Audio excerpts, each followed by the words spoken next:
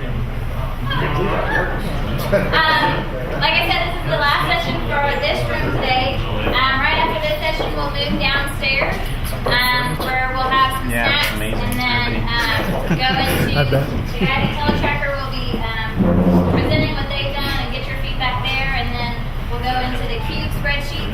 If you have them turned in, we'll get you your copy, and we'll have the ability to download blank ones. So if you want to bring your computers at that point and you want to open it up while we're going through it, you're more than welcome to bring them downstairs. So Al's our last hot seat for today. Al, tell you. Thank you, Megan. Thank you especially for moving me up. You're welcome. I really did want to go today. Having more time never works for me. So, my name's Albie Stasek. Some of you know me, some of you don't. I want to start mine.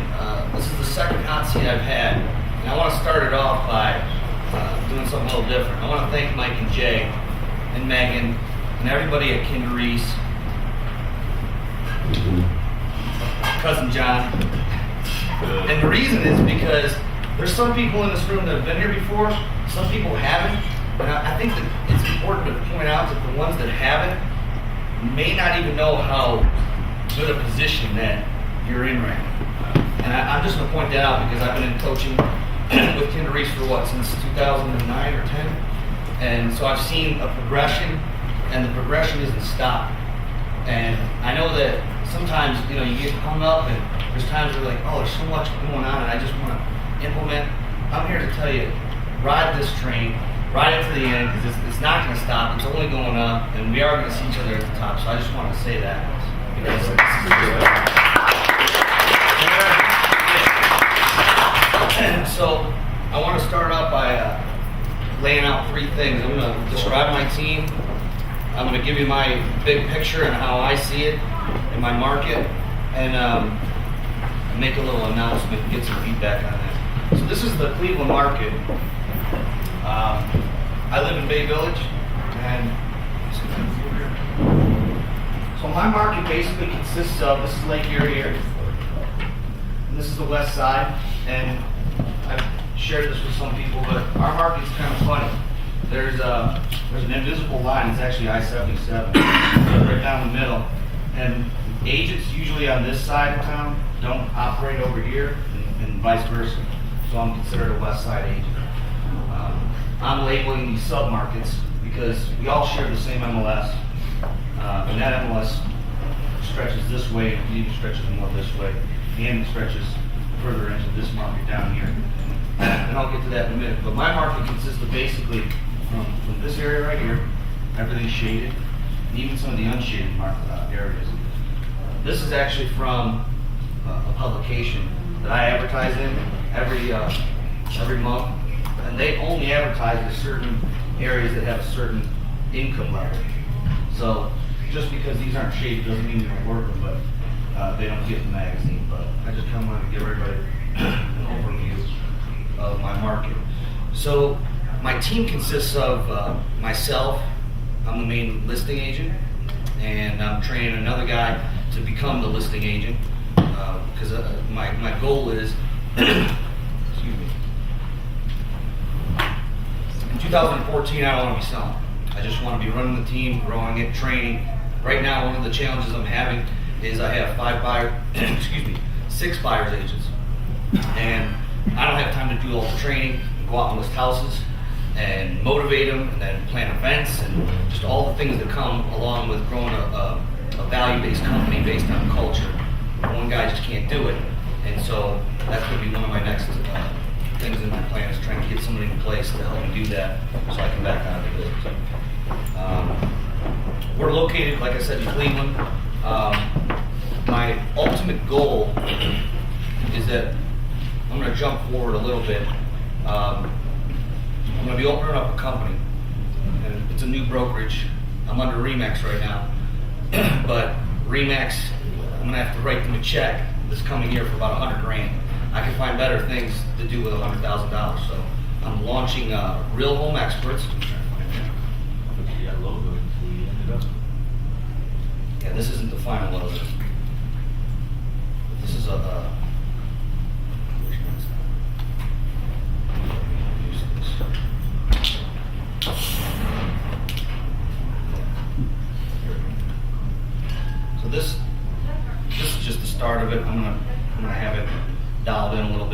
challenge was when I was trying to figure out what to call the new entity is that should it just be Stasek Group or Stasek Real Estate Experts? I've decided that with the brokerage, it's going to be separate, and I'm going to run my team on top of it, just like I'm doing Stasek Group of Remax. It's just going to be Stasek Group of Real Home Experts. Real Home Experts will then be the entity that contains a call center with an ISA. Will maintain the consumer's experience. It'll be done by the broker, which no broker does that right now. It's always left up to the agent. So the idea is to create what we're all talking about right now, but just on a slightly different level, to leave it open so that if I wanted to go into the other side, and if I wanted to go into these areas, which I would sell homes in these areas, and I'm not an expert in these areas, but find an expert in those areas and start growing team. I mean, who's the first group that presented core? I mean, it was, yeah, I mean, it's exact. I mean, everything you were saying sounded very similar to me. I think the only difference is geographically. That's what I was asking. You're one of the areas you guys want to expand to is a couple states away. I think I can keep it right here in the same state, but open these sub-markets up, like you're saying. Give you an example. There's about 80,000 people. Let's just call it about 100,000 people that is in this little market right here, which I call a sub-market. If you were to go just into Medina County, no one would know my name. I mean, we do maybe 2 or 3 deals tops from here down. So everyone from here up does. They see our signs, they see our beanies ads. Hey, Al, can you share distance, like from to quarter over, up and down, just to give us an idea? How many miles from? Yeah, sure. There's a key in here. Oh, there is. There's driving time. Yeah, I can do better with driving time. My office is right about there, and that's where the airport is. So I can hit Brunswick in 35, 40 minutes tops. Probably 35. This is one from here. Here's 35 minutes. This is only 45 minutes, but there happens to be a player there that it's not going. It's like one of those examples where you're just not going to dethrone her. She's been there. She's a queen. She rocks out. And she works for the biggest market shareholder company, which is Howard Hanna in our market, and they just think she owns Howard Hanna. That's how big she's done it. And she did it the old-fashioned way. I mean, just old school. And she's getting ready to retire, so that'll be a market that'll be definitely open and waiting, because I've already made her an offer to buy her team out, and she's so old school she didn't want to think about it. So we'll just wait till she's ready to go, and we'll slip right in. This business model I want your feedback on is very similar, like I said, to what Corey's is wanting to do. But the way I'm going to do it is with 100% NAEA buy-in and vision. I'm not going to steer away from the model. I mean, I know that a lot of us take little bits and pieces and whatnot, but if I don't have to recreate a wheel, and I can make the expert advisor home selling system and buyer system the core of the entire company, then start helping me recruit through that and having training in inside the town, or whatever market we're at, start getting momentum that way. That's what I was hoping to do. So you're talking in terms of traditional, like a hybrid model. So you have your team that's running, the profitability model that we've been talking about, and then bringing on and training and recruiting traditional agents under a hybrid model where you're able to profit from them as well. Is that what I'm saying? Correct. Is that what you do? And so there's pros and cons to it, because you got that I want to be you mentality. I think that there's a way. I mean, I have I know it can be done, because I have a 28-year-old veteran agent on my team who used to have his own team that did over 300,000 GCI. Now he's on my team because he didn't want to do everything that we're doing today. There's a lot of people who are talented that don't want to do everything. They just want to, be plugged into a system. So I want to create that system that is a done-for-you system. Everybody wants done for you, and we have that here. That's why I started my hot seat up on that point, because there's just no need to steer. Yeah. Having come from a brokerage background, what would be the advantage? Are you thinking only from a recruiting standpoint to have somebody be able to have their own identity still? Because it seems like when somebody's on my team, I can tell them this is how we're gonna do it, this is how we're gonna do it. You know, it's a little bit more, they're bought in. So Right. you lose a lot of that when they're working for the company as an independent, hoping that they buy in. Right. Well, one of the ideas that I had, and I'm not sure it's going to work or not, but was to take these sub-markets, and one of the things that just always seems to come into play, I think in everybody, is that, you know, if you're going into other markets, you're competing with other people, right? And as a way to avoid that within the same brokerage, in other words, RE/MAX people are always competing with everybody in my market, with each other. Keller Williams, I mean, everyone's in it for themselves. Versus plugging them into the team model, getting them sold on NAEA, getting them sold on doing it the right way, which is the team model. And if they don't buy in, they don't buy in, they're gone. But I mean, if they have the same mindset that we do, if they share the same value system, they're gonna buy in, and they're gonna understand. If that means that I gotta put their name at the top, as long as our logo's on the, I don't care. You know what I mean? If they have a home on the lake and everybody there knows them, it doesn't matter to me. My branding's still going to be there. You know what I mean? So I'm a little more lax with that. I mean, I don't have to have my name at the top of that sign, as long as our branding's in the main part of the sign. It's been one of the value propositions I can present to an agent who's good, who still has a little bit of that ego left in it and doesn't want to take their name off of it. I'm like, all right, buy the URL. I say where the URL goes, so it points to, let's say, the Boomtown site, so scottloman.com.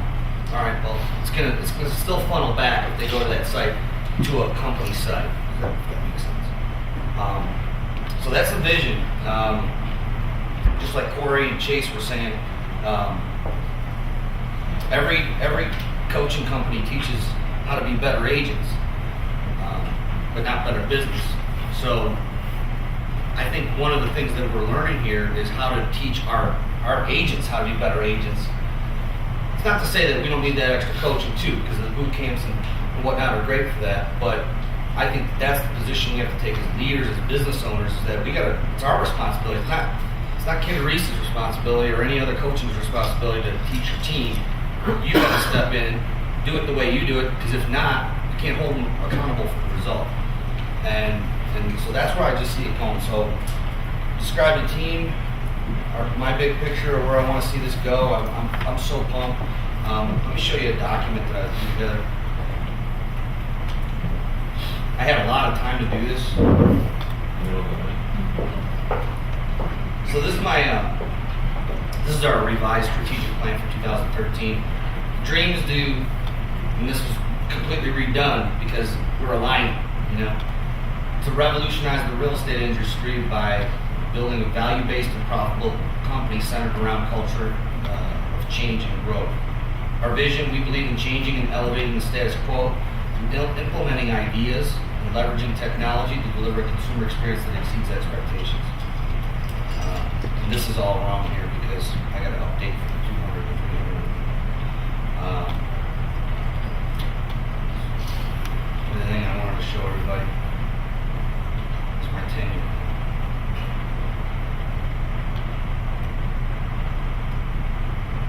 So this is just a document. I still have to fill in the dream and vision, but that's why I wanted to go over that. So my 10-year plan looks like this from 2012 to 2022. Can everybody see that? No? It's too small. So I'll read it to you. This is the number of agents, and it grows by about 4 a year. The strategy behind that is that to hire 2 agents per quarter, assuming one's going to drop off. That's usually how it goes with my team anyway. I mean, for every one I bring in, for every 2 I bring in, one doesn't make it. So I think that's a pretty conservative plan, but I need that key hire to be able to get there. This is the number of sides that increases, and I'm basing these numbers off of what we did last year with the same amount of agents. So if everyone produced at an average of 150,000 GCI per agent, these numbers work. And I just laid it out to number of offices, GCI, number of staff. So by 2013, the way I did the commission breakdown and the expenses and profit, it was very, very Neanderthal. I just basically took total GCI, 50% of it commissions paid to agents, 25% to expenses, which would give me $1.75 million profit in 2022, and I'll be sending you a thank you note from some island. So, You might be on the same island. maybe. I'll still write you a note. You know you're saying. I'll still write you notes. So that's how I came up with those numbers. My sandbox I kind of already went over, but where I want to expand is, because I'm in the Northwest. My future sub-markets, I call them expert sub-markets, for other team leaders would be Northeast, Southeast, and Southwest. So let me ask a question. Would the idea be in these sub-markets to group someone and bring them in that's handling listings in that area and managing the just like you do on your team in your current market? So having company generated listing business, bring someone in with the vision of having a profit share or whatever, and then that person be the responsible person for either being in a management position, leadership position, or being in the listing agent position and bringing in the revenue in that regard? That's correct. And the way we would do it, the key to it is to be able to control the inside business. That will never leave Real Home Experts. Real Home Experts will always be hiring the ISAs, so they'll always be in control of the company-led business. They'll always be in control of the distribution no matter what market they're in. So right now, the way I have my business set up is I have an ISA that sets me up on listing appointments. When I can't go, I have the guy that I'm grooming, because he's a great closer, and he's just good. That's my 28-year-old veteran.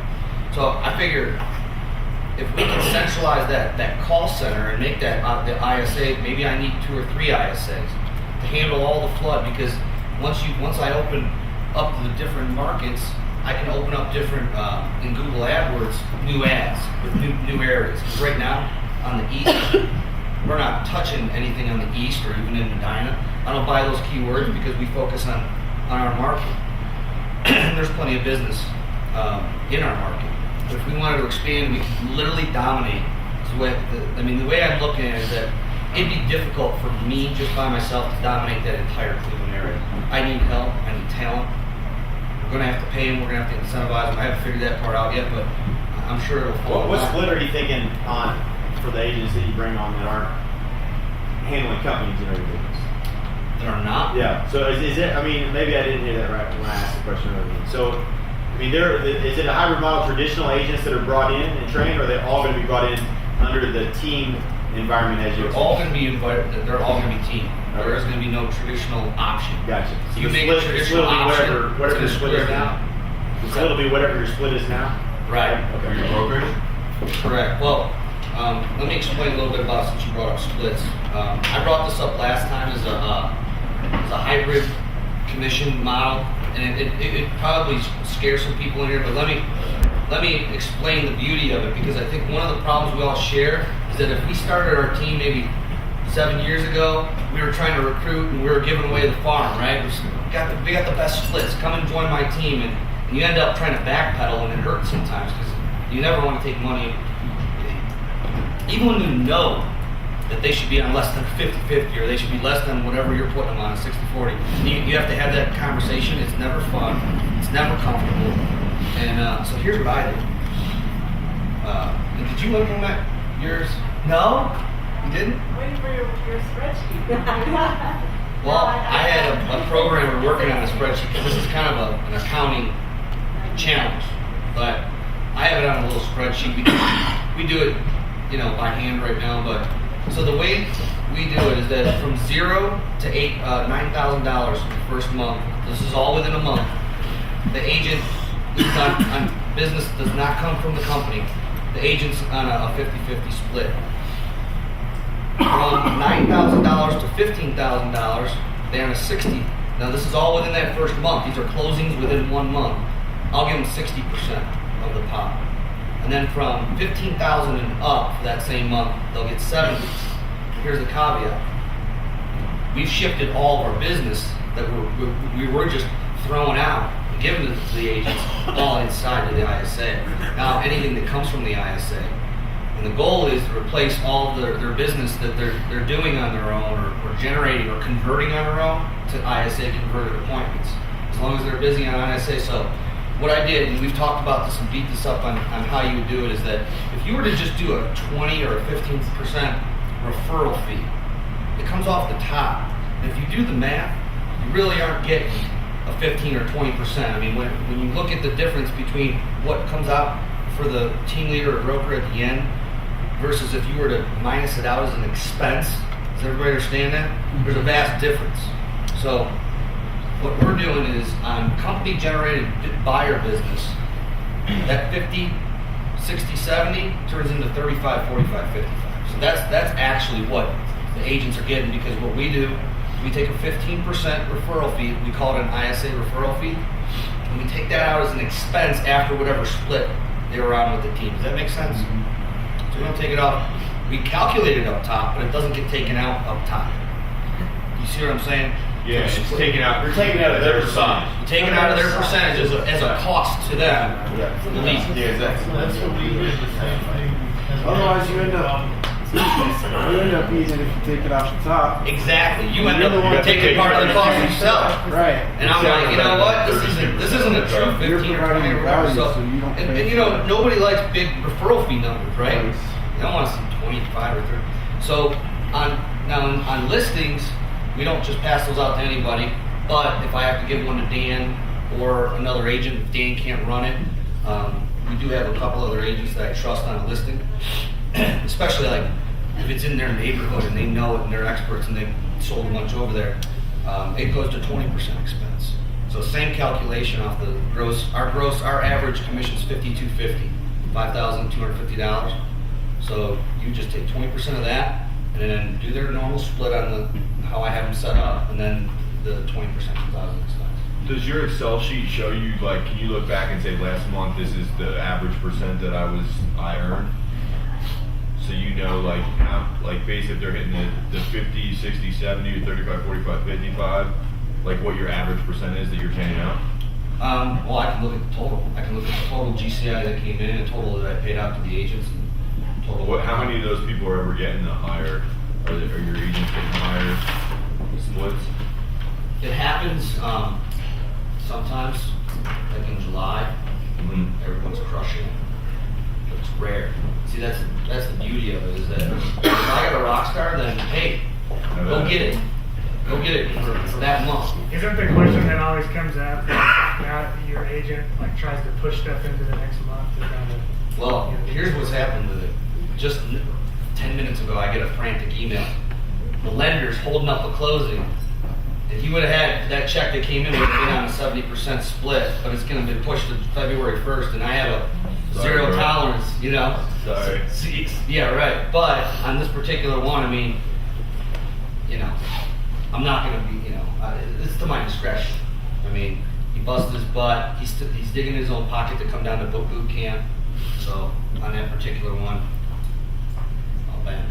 But is there an additional? Do you get more money to yourself or your team or your brokerage when you use the ISA? Like of the commission that you take for the ISA, as an example, say you take 10% to get as an ISA referral. Does the whole 10% go to the ISA, or does 5% go to the ISA and 5% to you? No, the ISA gets paid for $25,000 a year base, and he gets $75 per listing taken, stuff that he sets me up on.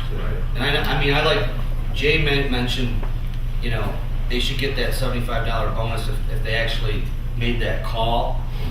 I give it to them even on the Mimi call-ins, even on people just calling in or whatever, because I see the value, the $75, and just making sure that seller counseling interview is set up right, and that I'm set up right, and he's also going in the MLS pulling comparables, doing the graphs and stuff for Focus first or whatever. Yeah, we have it in our MLS where we can just hit a button and it'll do the whole neighborhood profile and all that, and graphs and foreclosures and all that. So he's putting that package together for me. So is the objective to have a better articulation of value when you're recruiting by having that, and therefore you're able to recruit better, or do you feel like you're changing behavior by giving them the ability to increase an additional? Do you think they're actually working harder to hit that number in your belief? I would say yeah. So you're doing I mean, it not I think for it's the an recruiting incentive. element, because it's like, to me, it would sound real cool as a recruiting tool. But Both. So you're doing it for both. Okay. Have you seen an increase of production, an increase in production per agent since you've implemented? I haven't measured it. So I implemented it, let me put it this way. I implemented it mid-year in 2012. And I'll give you the reason why I implemented this, but we had our best quarter of the entire, our ever was our fourth quarter. Is that a reason why? I don't know. I don't know if that's a reason why. What is your average number of transactions per agent? How many deals are they doing? About 31. About 31. Yeah, on average, because we did 165 with 5. I think I said 5. It's hard to ever figure that because you got agents coming and going and that sort of thing. I cut. I had one for 6 months and then gone, and then another one. So I just combined them into. I lost a good agent the day I got here, who was a really good agent, Mike Kemper. Really? Yeah, the day I got here. But it was because I wouldn't change the split even a nudge. But to me, I don't want to be like, I want to have a system so good for training agents that I'm never dependent on a person, that my only objective is to trade dollars to try to keep them. That's just for me personally. So I called him up and I like, the good news is he left and Chad Goldwasser just sends a girl that's starting, on Monday on my team. So someone else stepped in right in their place. And it's kind of, so I just was trying to identify, because I'm in this situation, and to me, although it hurt, because Mike Kemper is a really, really good agent and I like him, he's a good, solid dude. Right. And he ran for you this month. Yeah, and he ran for me this month. But I just for me, I couldn't give up more money to try to keep somebody, because I would be everybody asked me that, and like 30 people asked me that, and then one actually leaves. Yeah, but you know what? I used to think exactly that same way, because you want to just be fair. But the guy who's crushing it and doubling the bringing and double the. Yeah, exactly. Here's the ultimate question. I think you got to be a little bit flexible. This is the thing. I went through this exact same thing, and I got tired of agents coming in my office wanting to talk about split. Until you run your P&Ls, company-generated business versus agent-generated business, and you know the difference between how much you brought in and how much they brought in on your own, you can't possibly make a good decision on whether you should give that agent more money. That's the reality of it. I got tired of getting pigeonholed into the office and people wanting to negotiate splits with me, and I didn't really know for sure, man, are they pulling their weight, or is this coming all from me? And there's a certain degree of a badass agent that's going to do more deals because they just do more deals. They work hard, they sit there late at night, and they should be. Those are the agents that should be rewarded with more opportunities. That's how I see it as being rewarded, but not necessarily giving the farm away if it doesn't fit into the model. But there's this rat race never ends until we get out of the rat race and we take control of the conversion, which you're doing. And now you're having these agents that I like the idea, and it's 100% right on. Agents will work hard because they think they're going to make more on every deal. So you're putting it to the point where they don't sandbag every month because they're trying to get to that, make a little bit more every deal or whatever. Yeah, they actually can't sandbag, right? Yeah, exactly. It eliminates that. It'll even itself out every single time. So I just want to get Jay and Mike's thought on one thing that you said earlier, because it raised a question in my mind. Like, I get what you're saying about this guy and this phone call about this 70%. You're going to give it to him because you're excited about him. But what happens next month when you're up to that point and he's going to ask you the same thing? Now you're going to look like a bad guy. Why don't you just pay for him to go to the boot camp? If he's hitting that 70, if he's bringing in 15 grand GCI per month on a consistent basis, I'll deal with that problem I have. But to the whole point of your question about am I doing it because of recruiting, whatever, I haven't recruited but one person to my luckily, I get people come to me and say, hey, and then we figure out whether. So 15 grand is 3 deals per month, right? Basically, 5250. Yeah. So if he's averaging 36 transactions, he's getting 70%, and only on the part. Only on the. Okay, so and that's the thing. So mathematically, what does that amount to? I'm just trying to get to the 50-50. 55. 55 is good. Yeah. So at the end of the day, I'm not. Well, I'm looking at your GP numbers. Your gross profit is 57.7%. So in commissions, you're still giving out, roughly, not quite half. So there's still a lot going out in cost of sales. But if you're putting the ISAs in place, but I'm selling. I'm in my business. That's why. You know? Yeah, but that money stays in the house. So that means what that means for every deal you do, you're only getting to keep half that money, right? So if your average gross revenue on $830,000 this year, you paid out $351,000 in cost of sales. You're at 57% that you have that contributes to your profit. So when we go, I can't wait to go through this because I think there'll be some ahas in it because. If you're investing in ISA and what's going to happen is the difference in those splits. I don't think it's a bad deal necessarily. The way you're positioned, it's not costing you money. It's just it's an appearance of. You know what I'm saying? We're using it as a way to win over the agent and to win over these agents in your office that always want more money. And I don't like playing that game. That's why my passion is to solve the equation of solve conversion from the lead to appointment. Buyer brokerage agreement, pay someone to go show them houses, someone else write the contract. The listing agent in my office would be the same thing as a buyer doing the presentation in my office. And they're worth the same amount of value because it's the same amount of time investment. It's less time on the presentation, and then you've got the expense of showing. That conversation you're talking about never will happen. It couldn't never happen. I mean, they get so much. When I say our team members, the agents that work for us, get so much value. It's just, because our core team's strong and we support their business. We take the mentality of a servant mindset with a concierge mindset, just like you guys. In fact, we're relabeling all our internal people as marketing concierge or customer client concierge or closing coordinator concierge because they're there to help close these transactions for the agents, for the company. Why do you feel like you need to give them more money? I know. But going to 70-30 or 15. Like I said, if they're gonna bring in, and they're only, what you gotta understand is, let's say they have a killer month, and they close $20,000 GCI that month. They're only getting 70%, not $5,000. So 20% of $5,000 is all it is. I mean, I'll give them 7. I'll give them 7. Where's that $5,000 like? Because it's scaled. the breakdown. It's scaled. So imagine it doesn't go back in to the zero. pot getting higher and higher. The first $9,000. It's like Keller Williams profit share. Yeah. Genius. No, see, they're not getting 70%. They're only getting. They're getting that bump if they make it over that. So like your question was more accurate, which is, what does that total out to? I'm just trying to get to this. It's not. I mean, it's probably maybe one deal or maybe. I'll tell you what. Dan Walters had like 7 or 8 closings in October. High-end stuff, not high-end stuff, but higher stuff. Like, I wrote him a check. He's like, I don't want to be paid like as they all came in. He goes, just wait till the end. I go, okay. And it was like $32,000 check. That I showed everyone else in the office. Yeah. You could do this, and I didn't get up 70%. I mean, it was like 55%. The cool thing is it's so hard to mathematically see it. You know what I'm saying? But under Crabtree's model, you'll see it. It's clear as day. If it's working, you're going to see it because you'll see your GP and your contribution numbers, and it'll tell the story.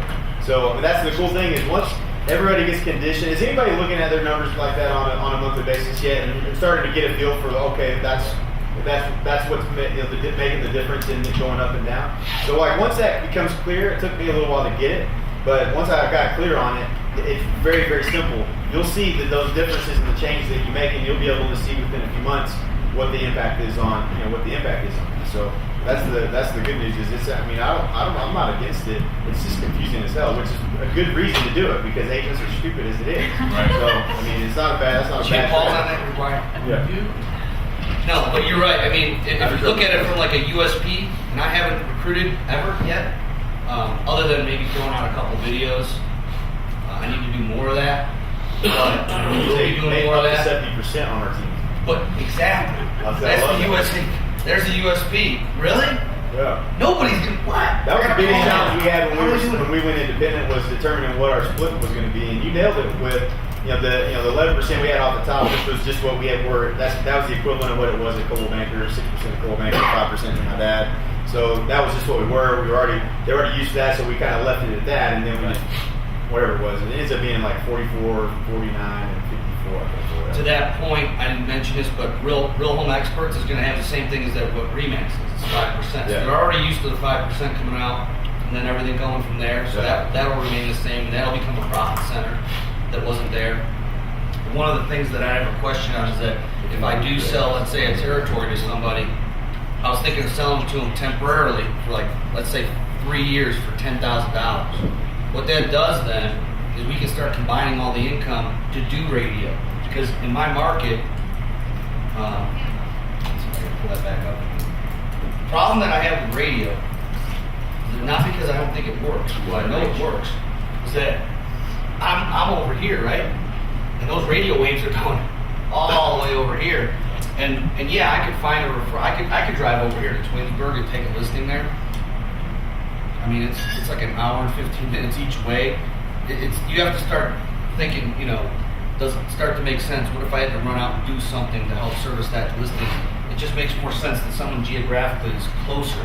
It's not to say that Harley can't drive 2 hours to take a listing, because I know you have, but for me, and if we're talking about efficiency, I just think that that's the best way. Before I would invest in radio, and we haven't gone there yet, meetings is great because I can control these zones, and on that, I just want to share some of the ads. And Why sell the territory and not pick up just a virtual type agent at each location and build a market center around it? Basically what I'm not there yet, but that's basically what I'm. It's a good idea. That's a good idea. It's exactly right. I mean, which was what? It's the challenge is, what are you bringing them on at split wise? But that's I mean, at 30% in your market, that's the same as him doing in your other market. You know what I'm saying? The same net. So the question is there a higher average sale price? Go after that market first. It would be the same net to you, at the split of 30% for a listing agent. Right. Well, I was saying get some virtual agents, start recruiting them from each geographic location around the city. Right. Center. I plan to do that. So then you can just start radio and get those out there on a low split. There's a couple strong agents that want to leave Remax right now that have approached me about even doing this. And they're a little gun shy about jumping into something that real home experts, what's that, So, and I understand that. How did you come up with the 9 grand? What's that? How did you come up with the 9,000, 0 to 9,000?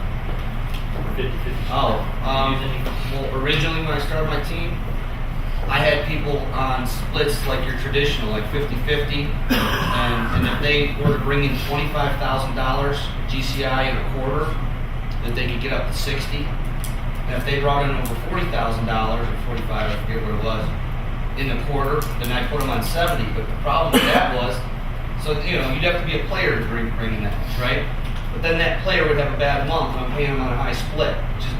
It doesn't work. And then opposite, I could have agents that are on a 50-50 or a 45 whatever, and then they do the production of a 70% agent, and the house wins. Yeah. It's great, but then you bump them up and then they have a bad quarter and you're paying them. So it's always this like chase. If you're basing, when I based my goals and then made a change like in their commission structure, that all right, you just got 60%. Great job for killing it. For bringing over $100 grand a year. Then they have a bad quarter, the company loses a lot of money. So that's why I came up with this thing. It's not the easiest accounting thing to do, but it's not as hard as you think either. It really isn't. Yeah. The other, I'll tell you what I like about it. The way we went to was a rolling 12. So whatever they're bumped up on a rolling 12. So that's easy to figure. It's simple. You just look at where they're at for the month, and where that is what they go up if they're above the dimensions.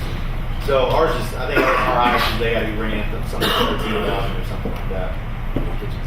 Yeah, I was thinking of going to the rolling 12.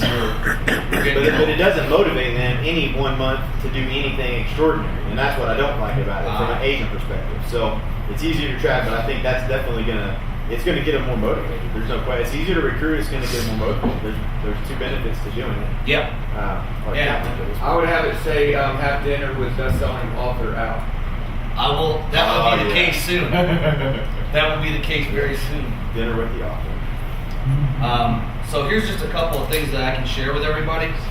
This is something, the idea that a lot of people have been talking about, a seller's seminar. We did this at a local restaurant, and that was my headline, and we filled the room like quickly, 25 people.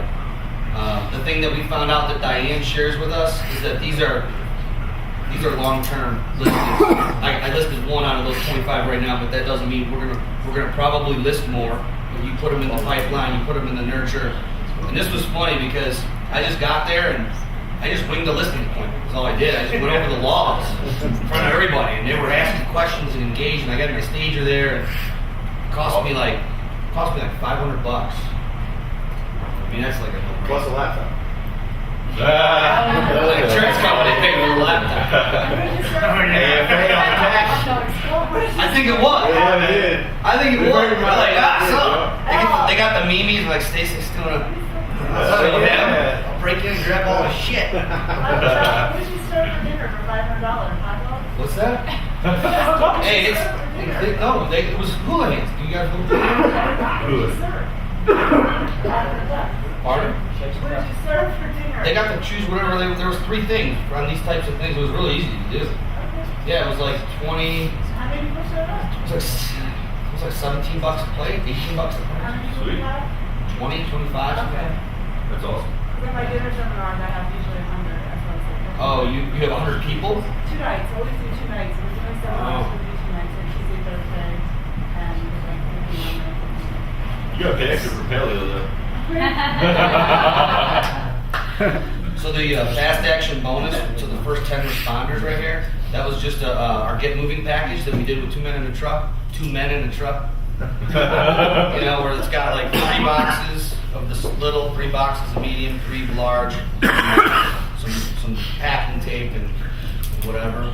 So that's one. And then here are my other Mimi ads. And I mean, I don't know if you guys, anyone does print, but print's not dead. It's just you got to change the way you're doing it. This is just one of the, and all I do, this is where Mimi is interviewing, and you can get anybody to interview you and make this into an ad. And these things just pull, period. So that's another one. Here's another one where, you know, I'm just taking a home I sold. I put the stats underneath it. And because these are, well, you saw the different colors. So for Bay Village, it'll say, you know, sold your Bay Village home. So it's very specific to each one. That's what's great about this paper. And I know So you're segmenting by the area, the testimonial in the ad, Yeah. so you're actually able to customize it at that level? You can. That's bad in the book. but you can all this copy remains the same except just changing the city. City. You know. So like this one right here, I did on the law of expertise. So I just wrote copy based off of what you guys all have already. This one's law of exposure for the Brunswick market, and this was Westlake, the law of differentiation. So And that goes in a paper or something? yeah, it's like an ad paper, but they tell stories. It's all editorial ads, and so they'll help you. They'll write the story if you want, but I mean, we have all our own content that we give them, and it goes to every single. What was resident. that? The proposition, what was it on there? Was it? At first you were doing it for free, wasn't you? It was sold in 50 million No, days. I've been doing. I switched back to free because my market didn't like me buying it. Because I mean, who was it? There's some people that are made offers in higher areas. Do you see any? I know you hate or free, but it works. It works. It works. And the reason it I works don't is think because I tested the two and contrasted them enough time to give the result because I haven't seen the tracking to prove it yet. So you got the tracking to prove it. That's what your numbers are more important than anything. You walked we in have my to say. office. You said switch this to do it. I switched it. And it didn't work. The next 2 months, my leads went down, and that was going into the summer. So I'm like, all right, I gave Jay one. I gave you a chance. I'm going back to free. As And long then as I'll you leave track it, it. I'm fine with that decision. Apparently, people like Jay, Everyone's different. people like you to buy their house in Lawton, and they just like free Yeah. shit in Cleveland. I'll buy that. So I just have our SWOT analysis in here. My strengths: NAEA affiliation, outstanding loyal staff, strong sales team, strong ISA. I got a super strong ISA. Did someone hold up a number? I think I'm just gonna stay up here for a minute. I'm good. Any questions? No.